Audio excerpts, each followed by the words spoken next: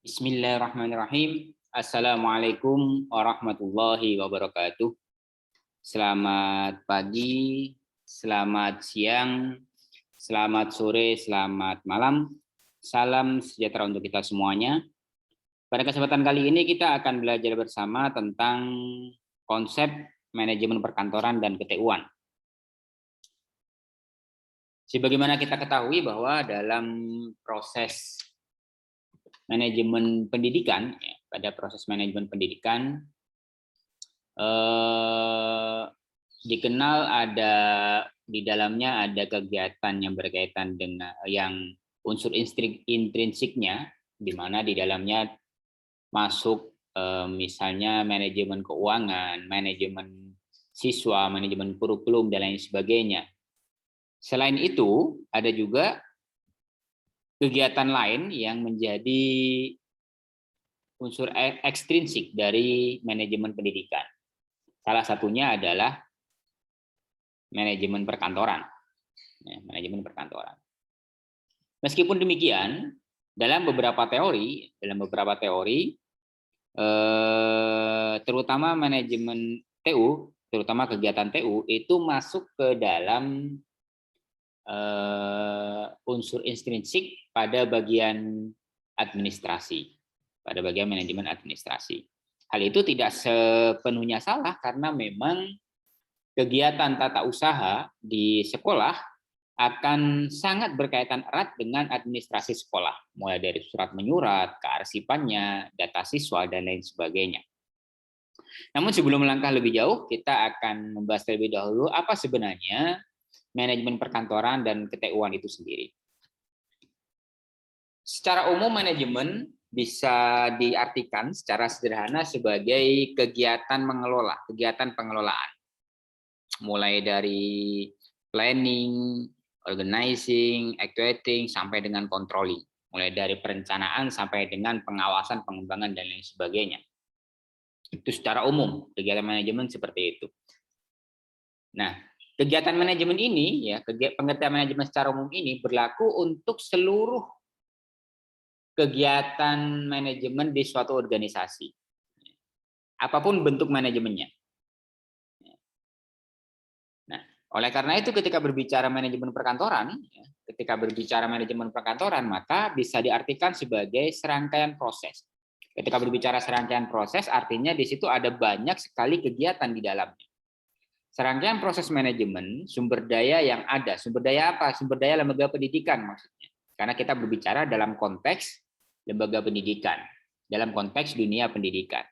Serangkaian proses manajemen sumber daya yang ada untuk mencapai tujuan pendidikan secara efektif dan efisien. Artinya apa? Dengan adanya manajemen perkantoran ini, ya, dengan adanya manajemen perkantoran ini diharapkan mampu membuat kegiatan belajar mengajar, membuat kegiatan pelayanan yang ada di sekolah itu berjalan secara efektif dan efisien. Itu kira-kira konsep dari manajemen perkantoran. Lalu, apa jika manajemen tata usaha? Nah, tata usaha sendiri merupakan seluruh mekanisme, seluruh kegiatan untuk melancarkan, meningkatkan aktivitas dan efisiensi administrasi melalui penyediaan data dan informasi. Di sini terlihat bahwa pada kegiatan tata usaha di sekolah, pada kegiatan tata usaha di sekolah akan banyak sekali bersinggungan dengan penyediaan data dan informasi yang dibutuhkan dalam proses belajar mengajar. Oleh karena itu, mereka yang bertugas di bagian tata usaha harus memahami dengan jelas bagaimana pengelolaan data dan pengelolaan informasi. Sehingga ketika dibutuhkan data dan informasi tersebut, informasi yang dibutuhkan bisa segera ditemu kembali dan bisa segera digunakan untuk mengambil suatu keputusan. Nah, di sini terlihat jelas bahwa antara kegiatan TU, antara kegiatan tata usaha dengan kegiatan kantor pada umumnya, ini sebenarnya sangat berkaitan, ya, sangat erat kaitannya. Hal ini dikarenakan dalam beberapa teori menyatakan bahwa tata usaha jika diartikan dalam bahasa Inggris itu merupakan kegiatan office management atau clerical management atau kegiatan perkantoran. Kegiatan perkantoran. Makanya banyak sekali ketika misalnya di beberapa lembaga pendidikan ketika berbicara silakan datang ke kantor. Silakan datang ke kantor sekolah. Maka umumnya persepsi mereka adalah datangnya ke kantor TU. Umumnya datangnya ke kantor TU. Itu konsep dari manajemen perkantoran dan manajemen KTU-an. Nah, lalu bagaimana ruang lingkup kegiatannya?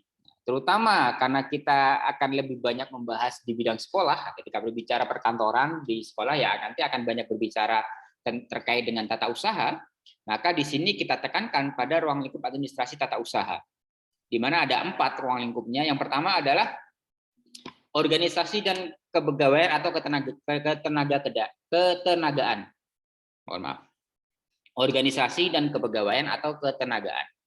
Dalam hal ini, dalam kegiatan ini, dalam ruang lingkup organisasi dan kepegawaian ini, tata usaha memiliki tanggung jawab untuk mengelola segala hal yang berkaitan dengan administrasi organisasi, mulai dari struktur organisasinya, kemudian kejelasan kejelasan wewenangnya dan lain sebagainya.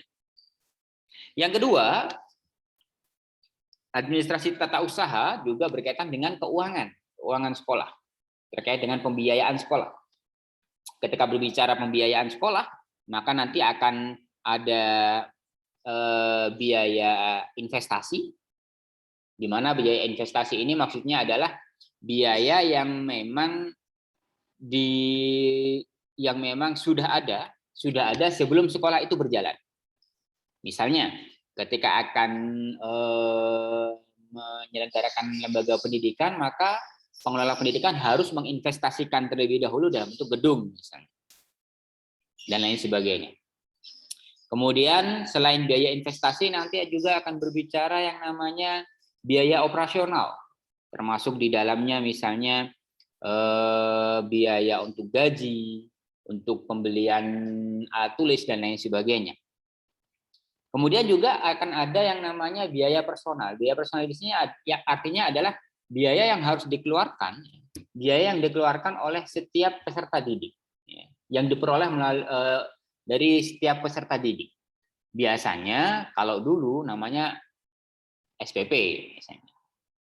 Kalau sekarang kan ada beberapa sekolah yang tidak memberlakukan SPP lagi. Kemudian yang ketiga, ya, tata usaha di sekolah juga berkaitan dengan data dan informasi. Ini pasti ya, berkaitan dengan data dan informasi. Data misalnya data tentang jumlah murid, data tentang jumlah guru, kemudian data terkait sejarah sekolah dan lain sebagainya. Kemudian yang terakhir akan sangat berkaitan dengan surat menyurat dan arsip.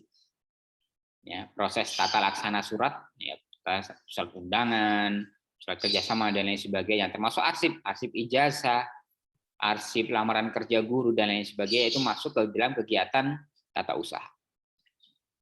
Melihat ruang lingkup yang cukup luas seperti ini, maka akan berpengaruh terhadap tanggung jawab tata usaha itu sendiri, di mana pada bagian tata usaha memiliki tanggung jawab untuk yang pertama menyusun program kerja kegiatan TU. Ya. Tentu karena berbicara manajemen harus ada yang namanya perencanaan. Nah, program kerja ini merupakan salah satu bentuk dari proses perencanaan. Kemudian yang kedua, mengelola keuangan. Yang ketiga, mengelola administrasi peserta dan tenaga sekolah. Maksudnya peserta sini adalah peserta didik. Administrasi siswa. Mulai dari buku induk siswa, ijazah, kelengkapan-kelengkapan yang lain, termasuk juga administrasi tenaga sekolah. Mulai dari riwayat pendidikannya dan lain sebagainya. Kemudian juga bertanggung jawab terhadap pengembangan karir, terutama pengembangan karir pegawai TU-nya, ya, pegawai tata usaha. Di sini juga termasuk pembinaan, misalnya perlu mengikuti pelatihan, perlu mengikuti seminar, workshop, melakukan studi lanjut, dan lain sebagainya. Kemudian, penyusunan administrasi kelengkapan sekolah. Ini berkaitan dengan administrasi Sarpras, data sarana dan prasarana yang ada di sekolah. Samping itu juga bertanggung jawab terhadap penyusunan statistiknya. Dan kenapa penyusunan statistik ini penting? Karena dari statistik ini bisa dilihat perkembangannya seperti apa. Perkembangan lembaga pendidikan yang sedang dikelola itu seperti apa akan terlihat dari statistik. Tentukan dengan mengkoordinasikan dan melaksanakan 7K.